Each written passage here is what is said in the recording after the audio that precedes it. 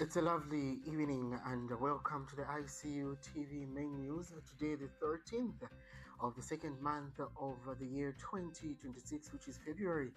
We're here to keep you informed and inspired. To keep you informed, and these are the stories that are making headlines tonight. Mr. Mweetwa urges radio to embrace AI responsibly. Zambia wins Most Promising New Destination Award in 2026. CPG backs Zambia's shift to investment-led growth. And of course, in our international front, we have Rubio warns Europe of a new era in geopolitics before the big Munich speech. In sports news, we have Mwila targets a tactical edge against Uganda.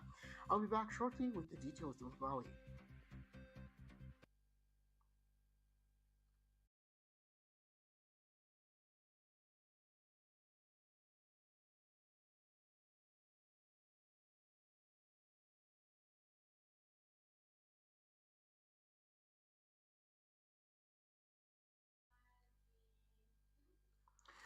Indeed, it is a World Radio Day, and keeping you informed with the latest news and current affairs on ICU TV Main News is Mishek Njakwa Edgars, and now the news in detail.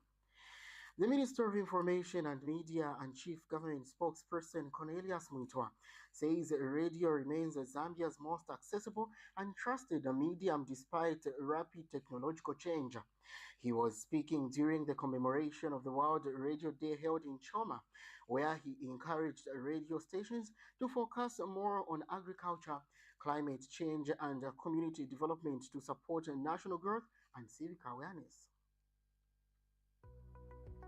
The Information and Communications University is driving the thrill for the nation in research and development. Enroll now for full-time and distance programs in the School of Engineering, Humanities, Business and Education. To apply, visit our website at www.icuzambia.net or call us on +260 211 221 662 or 0966 342 359. Sponsorship is available. Enroll now. Sincere apologies for that, as it is due to technical errors. We continue with the news. The Zambia Tourism Agency has handed over the Most Promising New Destination Award 2026 to the government of Zambia. The award was won at the Outbound Travel Mart held in Geo World Convention Center in Mumbai, India. It recognizes Zambia's growing appeal in the Indian travel market. Minister of Tourism Honorable Rodney Sikumba said the award shows Zambia's rising profile on global tourism stage. He stated that the recognition reflects a strong destination marketing and sector reforms under President Hakainde Hichilema. Mr. Sikumba said Zambia's participation at OTM was strategic and aimed at attracting quality tourists and investment. He added that the government will work to turn the recognition into jobs, higher tourist arrivals, and economic growth. ZTA Acting Executive Officer Abigail Shansonga said Zambia stood out because of its wildlife, natural attractions, and rich culture. She noted that the interest in destination Zambia was high, and the award will strengthen the country's tourism demand. The Cooperating Partners Group CPG has expressed strong confidence in Zambia's move from economic stabilization to investment-led growth. Now, speaking at the town hall meeting, CPG chairperson Dr. Rubio of the African Development Bank said the recent reforms have strengthened credibility, improved macroeconomic stability, and boosted investor confidence. The CPG said progress in debt restructuring and fiscal discipline has created conditions for private investment, job creation, and shared prosperity. Here's a report. On behalf of the Cooperating Partners Group, allow me to express our appreciation for being invited to this important town hall meeting, reviewing the 2021-2025 economic performance and outlining the 2026 budget and economic outlook. This open consultative platform reflects Zambia's continued commitment to accountability, transparency, evidence-based policy making, and strengthened public financial management. Over the past several years, Zambia has made notable progress in stabilizing the macroeconomic environment, restoring fiscal credibility, and improving business environment. Honorable Minister, allow me to highlight some of these achievements. Zambia is the first to reach successful debt restructuring of its debt within the G20 Common Framework, with only a small portion of commercial debt remaining under negotiation. Of course, the risk posed by potential older creditors remains contained due to strong safeguards, including the comparability of treatment rules under the G20 Common Framework. The country has also made tremendous efforts in macro and fiscal consolidation by reducing the fiscal deficit to 2.3% in 2025 from 9% in 2021, with a projected deficit of 2.1% for 2026.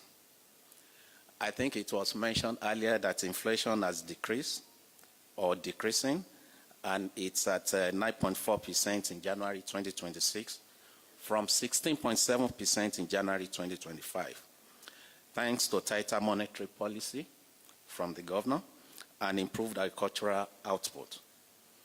Since 2022, a total number... The Minister of Agriculture, Mr. Ruben Mutolo, addressed the 49th session of the Governing Council of the International Fund for Agricultural Development in Rome on behalf of President Haile Hichilema. He underscored Zambia's commitment to agricultural transformation, youth entrepreneurship, and climate resilience. Here's a report. In Zambia, 65% of our population is youth. And that, as much as it is an opportunity, it is, for most African countries, a time bomb, because the youths can become very easily restless and very, very demanding sometimes, and that poses a big problem. I also want to say this. War, anywhere in the world, in Zambia we say, is war everywhere in the world. What happens with these wars in distant places affect us very, very seriously in the prices of commodities such as fertilizer. So IFAD has to be aware of that as we spread our resources. Given that, I would like to urge us, I think, as member states here, to contribute significantly to the replenishing pot, so that as IFAD multiplies the funds for us, we can all benefit. I mean, the story of this eggplant moving around here is a pretty sad story. So it is us to support that. I therefore would like to ask IFAD to look at the 4 serious issues. 1, irrigation. Hear the story of my brother from Eswatini. After the crop is at its right stage, 6 weeks no rain. What does that mean? We will be looking for food for that country. It brings me to the second issue. So first is irrigation. Let us support irrigation. Second is storage of the food that we produce so that we can spread it around. We have very poor storage facilities in the African region. Very few countries can say they're stable in terms of storage. So that should be a priority area for IFAD. Mechanization. I talked about this, I think, is it yesterday? We can't continue using the hoe and hand. Let us look at the issue of mechanization. And finally, for the youth and the women, could we have a deliberate policy for IFAD to support de-risking in member states so that we can offer affordable, give access to the youths and the women? I thank you. Well, that story brings us to the very first set of commercials, and coming up in the news, Japan grants $7.1 million to support refugees in Zambia. Details of this story coming up after this break. Don't go away. The Information and Communications University is driving the thrill for the nation in research and development. Enroll now for full-time and distance programs in the School of Engineering, Humanities, Business and Education. To apply, visit our website at www.icuzambia.net or call us on +260 211 221 662 or 0966 342 359. Sponsorship is available. Enroll now.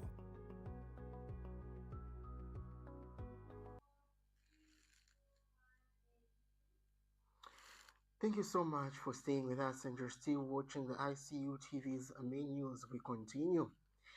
The government of Japan has provided over $7.1 million in grants and supplementary funding to the United Nations in Zambia. The support is aimed at improving infrastructure in refugee settlements and strengthening protection for newly arriving refugees. $5.9 million will be channeled through the United Nations Development Program to develop basic infrastructure at Maheba and Mweetwa refugee settlements in Northwestern Province and Western Provinces. These improvements will benefit thousands of refugees by providing better living conditions. Japan has committed $1.2 million under its supplementary budget to the United Nations High Commission for Refugees. This funding will enhance protection measures for new refugees and improve social support services within these settlements. Japanese ambassador to Zambia, Mikami Akiteru, said Japan values Zambia's long-standing role in hosting refugees from neighboring countries. Minister of Home Affairs and Internal Security Jack Mwimbu added that the support reflects the strong and enduring relations between the two countries. In other news, the Zambia Information and Communications Technology Authority, ZICTA, has successfully connected 200 schools nationwide to the internet services. ZICTA's Director General Collins Mbulo stated that the initiative was carried out under the Universal Access and Service Fund, which seeks to reduce the gap between communities with access to technology and those without. Mr. Mbulo made comments during a visit to Chinsali Day Secondary and Luwa Primary Schools, where internet services have now been installed. He also noted that 37 schools in Muchinga Province have been provided with computers to strengthen learners' digital skills. Chinsali Day School Secondary School head teacher Chinyama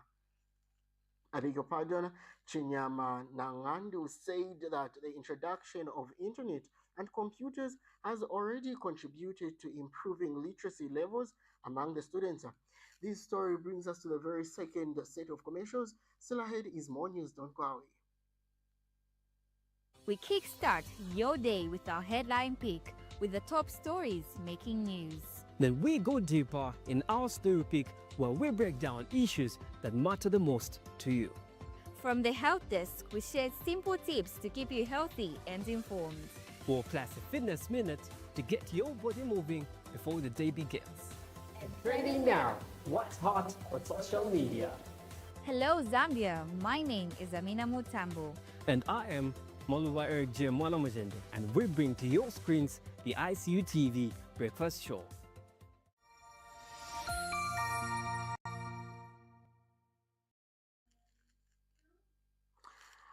Thank you so much for still staying tuned to ICU TV's main news. We go to international news. The U.S. Secretary of State Marco Rubio has spoken on defining moment and a new era as he travels to Europe to give a major speech at the Munich Security Conference. Mr. Rubio will lead the U.S. team at the first major global event since President Donald Trump threatened Denmark's sovereignty with a pledge to annex Greenland. French President Emmanuel Macron has insisted that Europe must prepare for independence from the US, while NATO Secretary General Mark Rutte stressed that transatlantic bonds were as close as important as ever. The war in Ukraine, tensions in China, and a potential nuclear deal between Iran and the US are also on the agenda at the annual security conference, which began on Friday. While we're still in international news, and inflation in the US has cooled since last month as prices of energy and used cars dropped. Now, the consumer price index rose by 2.4% over the last 12 months to January, and the Labor Department has disclosed that that was down from 2.7% in the prior month and marked the slowest pace since May. The retreat could add fuel to arguments about the US President Donald Trump and others says that the central bank is in a position to cut internet rates without stoking a new flare in the prices. But some analysts have also warned that further progress towards the Federal Reserve's 2% target could stall in the months ahead if companies start to pass on the costs of tariffs for more fully consumers or labor shortages to push up prices. We'll take another commercial break, and coming up is sports news. Stay with us.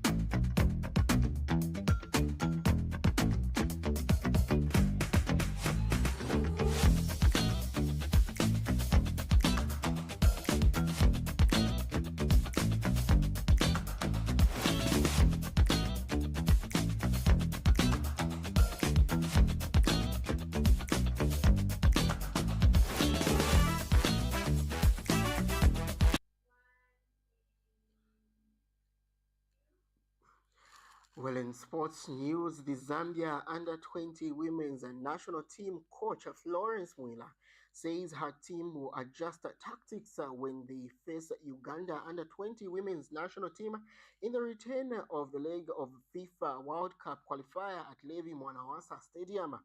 The first leg in Kalampa ended in 1-1. Mwila said the technical bench has prepared for Uganda's physical style of play, and she noted that Zambia is ready to switch from possessional football to more direct approach needed as shown in the first leg. A team captain, Jesse Zulu, said the midfield battle will be key, and she added that the team has trained to close the gaps and limit Uganda's chances and protect the defense. Uganda's coach Sherio Bots said her side is ready for the challenge, while Captain Agnes Nabukenya believes that anything is possible as the kickoff is at 15 hours, with the winner advancing to face either Ghana women's under-20 national team or South Africa's women under-20 national team. This sports item brings us to the end of the main news, but I've got headlines on the other side. Stay with me.